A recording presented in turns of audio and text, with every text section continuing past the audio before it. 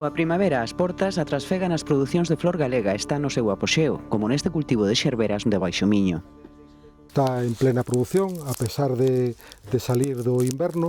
Aquí hai unhas 8.000 plantas que van a producir cada ano pois cerca de entre 15 e 20 flores. Son 160.000 flores que se poden producir aquí durante un ano. Pode haber algunha que por motivo que sea pois sale defectuosa e non vale. A mellor hai un 10% desas plantas que van ao liso porque non se poden comercializar. 14 persoas traballan por quendas neste viveiro mesmo de fin de semana para coidar 30.000 metros cadrados. En toda Galicia a floricultura emprega 1.500 persoas, a maioría mulleres, inda que igual que noutros sectores rurais acusa a falta de remuda xeracional. A floricultura hai que producila na costa atlántica. Non nos permiten os interiores, Lugo interior, Lugo costa así, a costa de Coruña é fantástica, o Salnés é fantástico, o Baixo Miño é fantástico, é dicir, hai que buscar clima suave.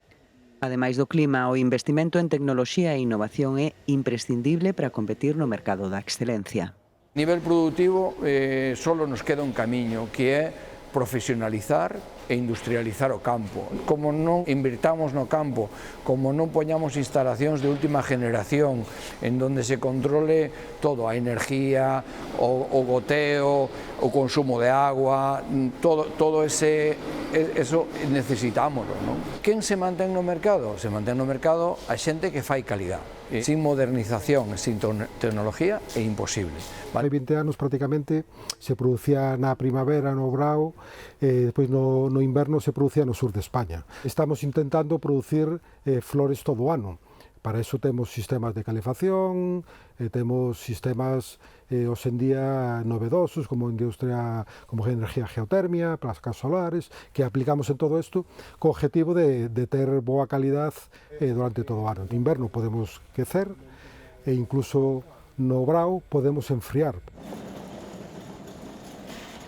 Esta é unha das instalacións máis modernas de Tosal, é un invernadero de cristal que é pouco frecuente de que exista no noso sector. Ten unhas características moito millores para as plantas, pero tamén ten un coste de instalación moito máis caro, non?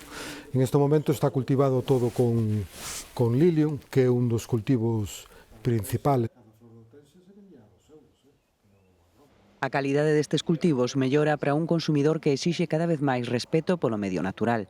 A legislación europea é ano a ano máis restrictiva co uso de produtos fitosanitarios. Temos ventiladores que o que fan é remover o aire, secar a planta, entonces conseguimos que haxa moita menos botritis. Para combatir as plagas, utilizamos depredadores, como por exemplo ácaros que se dedican se alimentan de plagas que perjudican ao cultivo. Entón son produtos químicos que sean tóxicos ni para o medio ambiente, ni para a planta, ni para as persoas que están traballando aquí. Temos xa algúns invernaderos 100% controlados con lucha biológica e é o futuro. É o futuro porque tamén é o futuro medioambiental.